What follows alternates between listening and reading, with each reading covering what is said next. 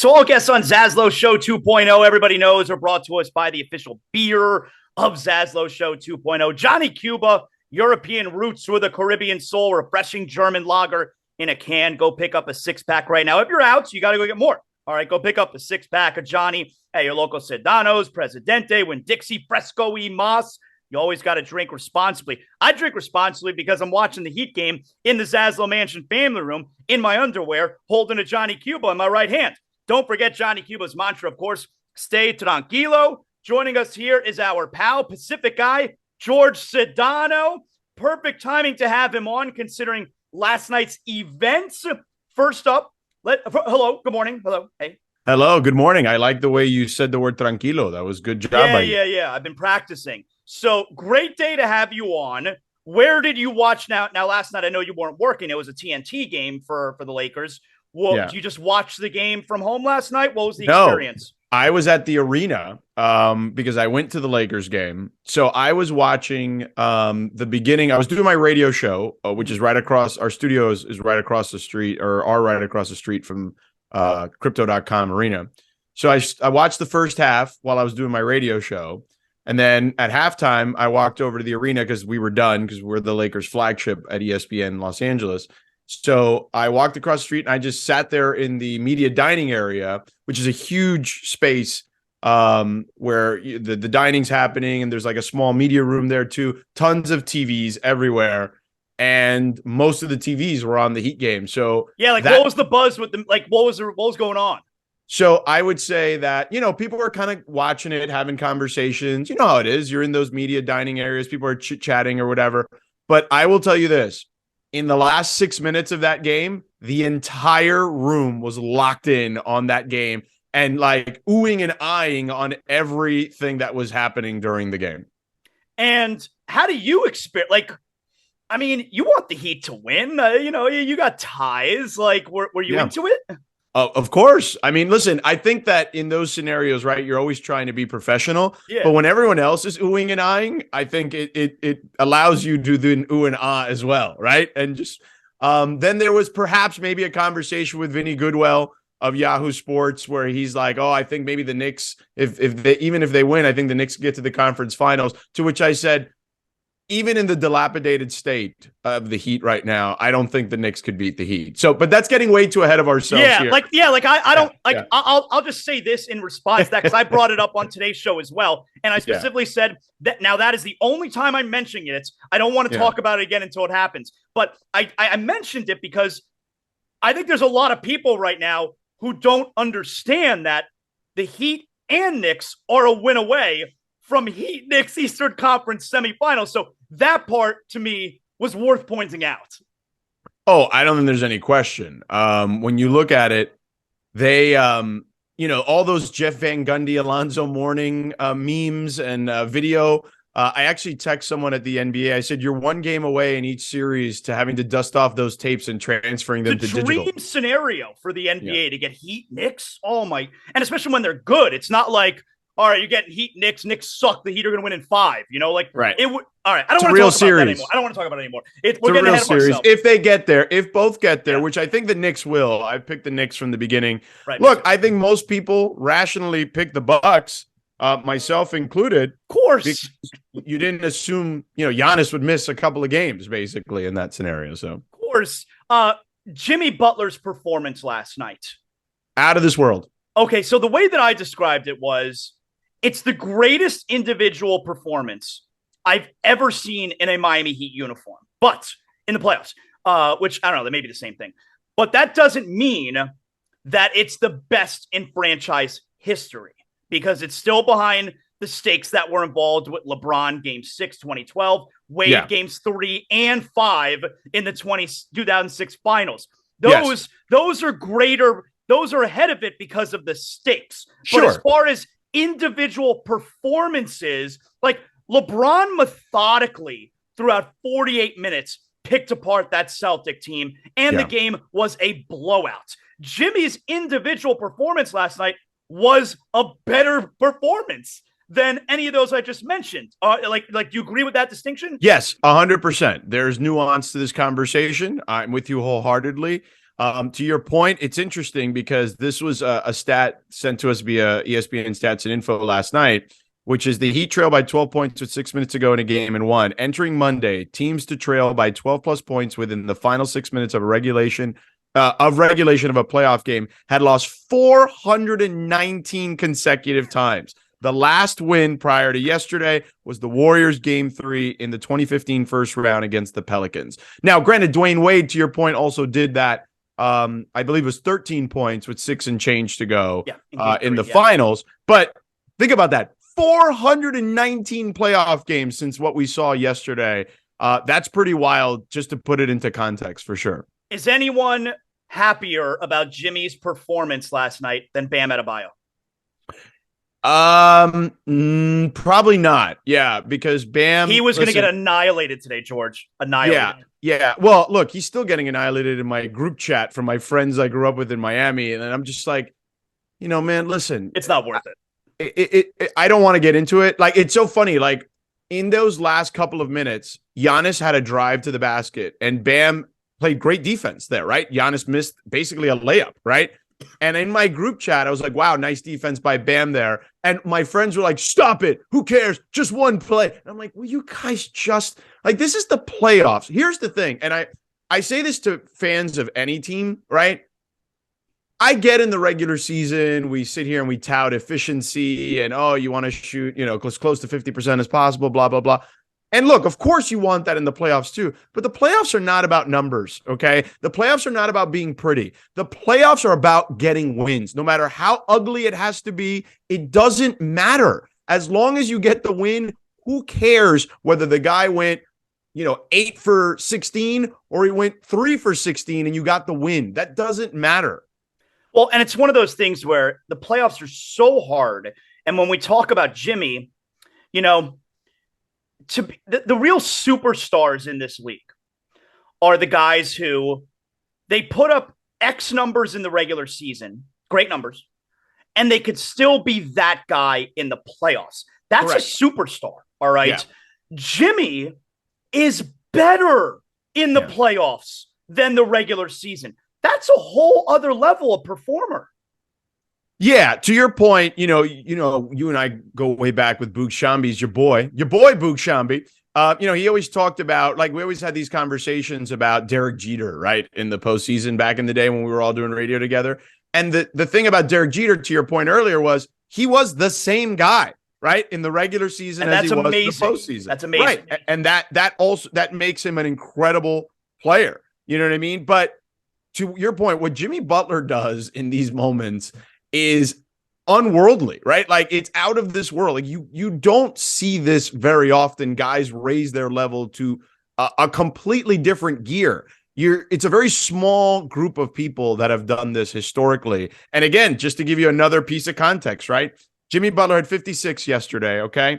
Bam had 15. The 41-point difference in the team's top 2 scorers tied for the second largest in a playoff game in NBA history. That was Allen Iverson had 54 in a game in 2001 against the Raptors, 44 more than anyone else on that Sixers team on their route to a finals appearance.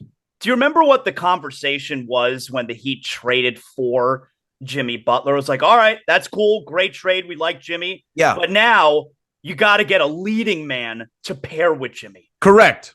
It's crazy. Yeah. Crazy. Yeah. And it's wild, how good he is.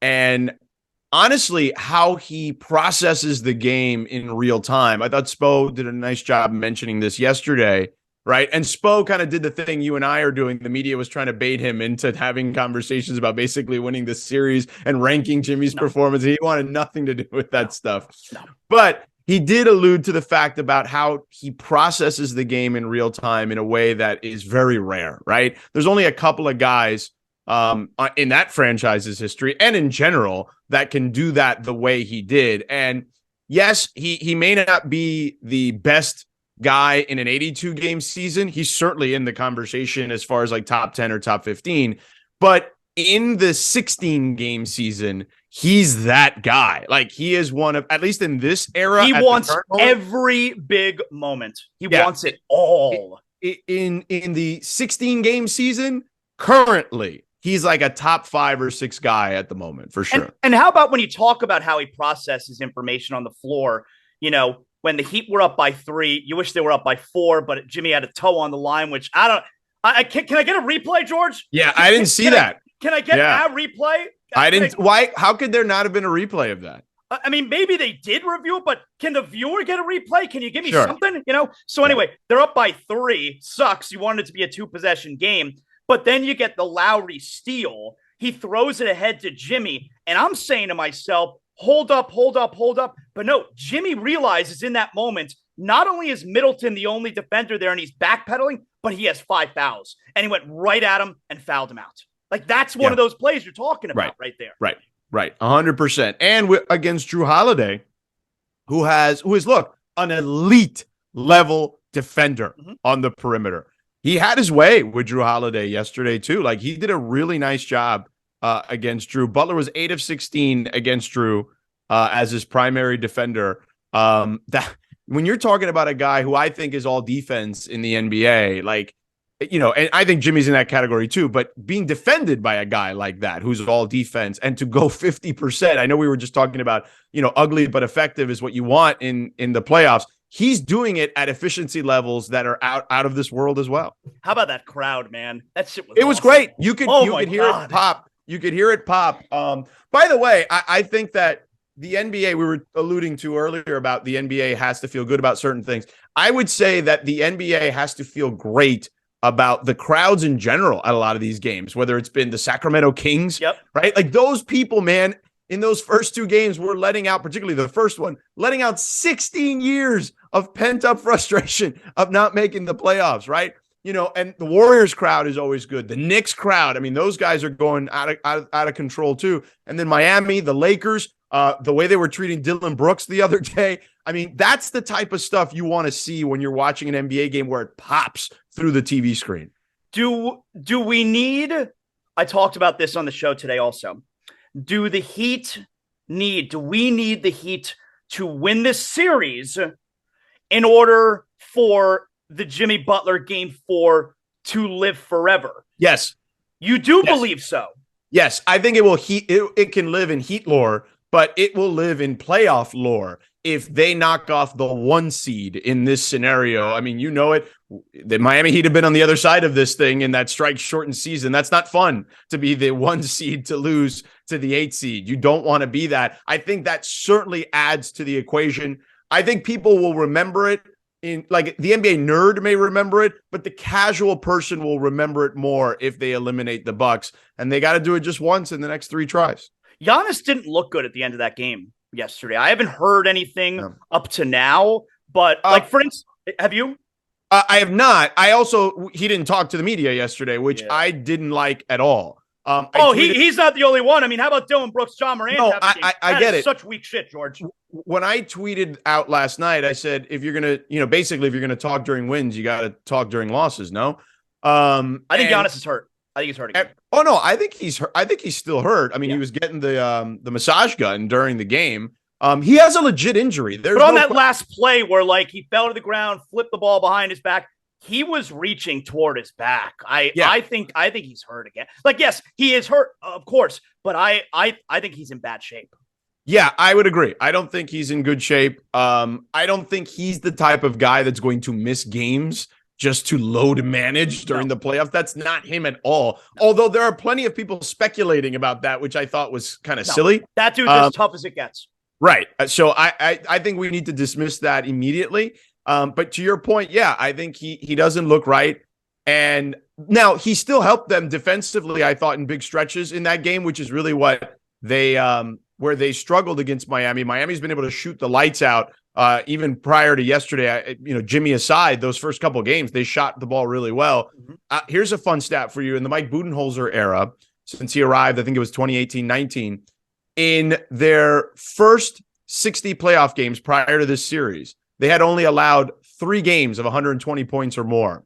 In this series, they've allowed 3 games of 120 points or more, and yesterday 119. Oh, dude, the Heat scored 130 in the first game. Like, the Heat are the worst offensive team. I understand they're shooting well right now, but in the regular season, they were the worst scoring team. They scored 130. They scored 122 in the loss. and he scored 121 and 119. You know? Yeah. So that to me is where you're missing, for as much as he's great and the triple double and all that stuff, where you're missing his impact, I think, in a big way. If you're Milwaukee, it's obvious that you need his offense, but on defense, he impacts the game in a tremendous way. Let me ask you about the Lakers last night. George, have you ever seen a player talk and respond less than Dillon Brooks? My God. Loser performances game 3 and 4. I actually think that he was taken aback in game 3 when LeBron approached him pregame. I don't think he ever in his wildest dreams thought LeBron would just walk up to him right before tip and just kind of talk to him. Because if you see in his face, and look, I'm a body language expert. I don't know about you, but Dillon Brooks was kind of smiling at first, and then when LeBron was talking to him, you could kind of see his face change and get a little more serious. Does anyone have any idea what was said there? Nobody. I mean, Dillon Brooks told our Tim McMahon, what did he say? He said something about, God, I don't remember. He said LeBron made a quip about his age, or said his birthday or something like that. I don't know how accurate that is, but that's what Dillon Brooks told Tim McMahon. And that was where he left it and just kind of moved on. But yeah, I don't think anyone actually knows exactly what was said, but I do think that certainly threw Dillon Brooks even more off his game, more so than what LeBron would do anyway. It's funny. I will send you a picture that I took yesterday of LeBron guarding Dillon Brooks when Dillon Brooks was clearly on offense. Go on. And LeBron is barely acknowledging that Dillon Brooks is even there. Like, he's so far away from Dillon Brooks. I just sent it to you now. It should be coming through any second on your phone. Look how far away in this picture. Yeah, it's at least 10 feet away. Yeah. Does not care where Dillon Brooks is on offense. Well, and how about, Dillon Brooks forget that. I mean, he doesn't talk to the media after either game. My God, gets thrown out of game 3, and he shot them out of the first half too, by the way. Yeah. But then yesterday, the drive that LeBron ties it at the end, Dillon Brooks has to guard LeBron in that spot. And Dillon Brooks came essentially to help and then bailed on the help for Austin Reeves. Right. And then at the end of the game, of course, LeBron drove left. He scored over him. They go up by 5. That was on Dillon Brooks. George, such a soft response from Dillon Brooks these last 2 games. Yeah. Not good if you're Dillon Brooks. And again, this is the thing with the Grizzlies. Now, I have been a guy for years that has said, hey, the Grizzlies are coming, right? Like, they're going to be knocking at that door. Boy, what a 180 with the Grizzlies. Everyone thought they were fun and lovable. They talk. Now they've totally wilted. Yeah, and now look, they're missing 2 guys up front, which matter for them, I think. But I do think that their youth and inexperience and immaturity, I think, has gotten the best of them, unfortunately, and that's been their unraveling in the postseason the last couple of years. They miss Adams, they miss Clark. I get it, but you're right. I think it's an immature team. Yeah, that's the unfortunate part, and I think they need a real vet on that team. I know they had Danny Green for a little bit, but when you're not playing, it's hard to be that guy. Not everybody's Udonis Haslem in that scenario. I think they need a real veteran presence in that room, and if they do, I still think that they're a dangerous team for the next several years. What's been the reaction to Kawhi out there? I think people are just surprised because he had played, I want to say, I don't have the exact numbers, but I want to say he played in the regular season. I think it was like 35 of the last 40, or maybe it was like 30 of the last 35, something like that. He played a lot during down the stretch for them and played his usual Kawhi minutes. And he looked great, obviously, those first 2 games. But here's the thing about Kawhi. Ramona Shelburne reported this years ago when he was in San Antonio having his issues with Pop and them, is that and this is not the same injury. It's a different leg at the moment, but the one leg that's caused him all the drama and the problems, Ramona reported he has a degenerative issue there. Like, he's never going to be 100%. They just have to manage that thing. So I think what's happened to him is, the kinetic chain, right? I'm not a doctor, but it's very obvious to know that if you have an issue on one leg, even if you've re-strengthened it and rehabbed it, it's only natural to kind of lean on the other side of your body, maybe a little more than you should. And I think that throws your body out of whack. I just never think he will ever be truly the guy that we saw in San Antonio. I think he's always going to have to be managed. And I think the Clippers It stinks for them because they've built a really good team. Unfortunately, those guys have just had really terrible injury luck. How great will Lakers Warriors be? Out of control. It's going to be, I mean, for a second round series. I don't think we're going to get there. Well, the De'Aaron Fox thing's a major problem. Oh, so I disagree. I think even with De'Aaron Fox at 100%, I think the Warriors, having won the 2 games, winning the game without Draymond, I think that they are primed to finish off this series. Now, I think the Fox thing helps them, but I think much like we were talking about Memphis, there are times with Sacramento where there's some immaturity in their game on the floor. Not right. There's a difference between the two. Yeah. Like Doris Burke pointed this out in game 4. Basically, the last 5 minutes of the game, she's like, "Why are you taking that shot so early in the clock? You got to be more careful with the ball. Reckless passing." Like, she was pointing it out in real time the last 5 minutes. Granted, everybody was focused on the Steph brain cramp there that you rarely see from anyone, particularly someone like him. But despite that, the Warriors made, outside of that moment, the Warriors do what they normally do. I've had a lot of Warriors games over the years, Zaz, and the group there will always tell you that there's good and bad there's pros and cons, let's call it, not good and bad, with their group of 3 guys, right? Draymond, Steph, and Clay, is that they are incredible at getting you right back in a game, right? They can shoot the lights out. They play great defense together. They know each other so well. But sometimes, because they know each other so well, they can be a little reckless, right, with the ball and turn it over. And I think that puts them at times in a bind, but they've always been able to kind of dig themselves out. So I think that they just know how to play together. And Draymond showed you on Sunday, right? It was Sunday, right? Was game 4? Yeah. He showed you, man, that last quarter, what he was able to do defensively when he switched on to Fox. Fox was 2 of 7 on Draymond in that game. Yeah. And it just shows you what kind of an impact that guy still has. And by the way, Andrew Wiggins is incredibly important to what they do on both sides of the floor, particularly on defense. And he's still working his way into the series in a lot of ways. George, excellent job, man. Are the Heat going to finish it off on Wednesday or Friday? So I said on Around the Horn on Monday that whoever wins game 4 is winning the series. So based on that logic, I'm riding with the Heat at this point as long as Jimmy's healthy. But Wednesday or Friday? Oh, I think it happens in Miami. Okay. All right. Yeah, the Bucks are going to come back with a ferocity I think so too. that we've seen from them before. I think we may get blitzed tomorrow night. Yeah, I think it could be ugly in But game you know 5. what? That wouldn't be the worst thing because if they get blitzed tomorrow and Jimmy doesn't have to play the 4th quarter, right? Okay. Yeah, right. I agree. Not terrible. Wouldn't be the worst thing because you remember what happened? Jimmy had them all-time game 5 in the finals in 2020 in the bubble, and then had nothing in game 6. For game 6, right. Well, and the Lakers made a move to go more defense because they knew he had nothing, right? Yeah. So there was that. They added Caruso into their starting lineup, which added just another guy and another layer of guys that they had to defend him. So, yeah, I'm with you. Hopefully it's not as bad as, remember that game? What game was it? It was in Detroit. I don't know if it was a game 5 or game 6. Dwayne Wade didn't play. Yeah, it was game 6. And we scored like 65 points that game. Yeah, Eddie Jones shot the ball over the backboard. Remember that one time? No, that was against Indiana, game 6. That was when we lost the series against Indiana. Didn't he do it against Detroit too? No. That was the year before. Maybe it was he hit the side of the backboard. Yeah, that was year before against Indiana. I know he did that against. He shot it over the backboard. Right, no, but that was the last shot of the game. I'm talking about against Detroit. He had a miserable game there too, where he definitely was just hitting the backboard on a couple of those shots. I don't remember that. You could be right. Yeah. Yeah. Now, that game 6 without Wade, they had like 65 points. They all. Yeah. How do you feel about Jimmy Butler getting 56 points and your boy Glenn Rice having 56 points? I'm glad you brought that up because I mentioned that today too.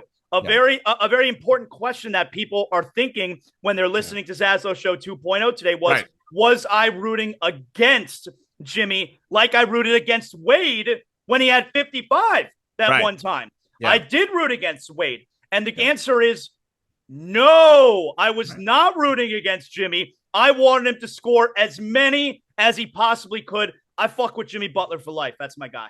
All right. That's a good way to punctuate this. Excellent job, George. Thank you, man. You got it, brother. Anytime.